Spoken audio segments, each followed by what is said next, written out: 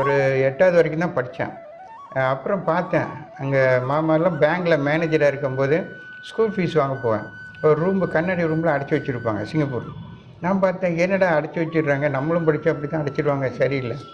அப்புறம் பார்த்தேன், அந்த ஸ்கூல் லீவுக்கு அங்கே கடைங்கள்லாம் இருக்கும், சும்மா பெட்டி கடை மாதிரி. எப்போ சொல்கிறேன்னா 1951 போனோன்னா 1955 அப்படி. அப்போ எல்லாம் சிங்கப்பூர் வந்து ஒரு ரப்பர் எஸ்டேட் மாதிரி தான் இருக்கும். இந்த கடைங்களில் போய் சின்ன பிள்ளைன்னா கொண்டு அவங்க கேட்குற ஜாமான்லாம் எடுத்து கொடுத்துட்டு காசு வாங்கி கொடுப்பேன். அவங்க ஏதாவது எனக்கு இந்த ரூலரு, பேனா, பென்சிலு ஏதோ கொடுப்பாங்க. ஒரு சாக்லேட் கொடுப்பாங்க. நான் பார்த்தேன், பரவாயில்லையே நம்ம இங்கே வந்து அதெல்லாம் கொடுக்குறாங்கன்னு. முதல்ல வேண்டாம்பேன். அப்புறம் சொல்லுவாங்க, தம்பி நான் உனக்கு ஒன்றும் சும்மா கொடுக்கல, நீ எனக்கு உதவி செஞ்சேன், அதுக்காக நான் உனக்கு தர்றேன். அப்போ சரி, நான் வேலை பார்த்ததுக்காக தர்றீங்க, அப்போனா ஓகே. ஏன்னா நீங்கள் என்னம்மா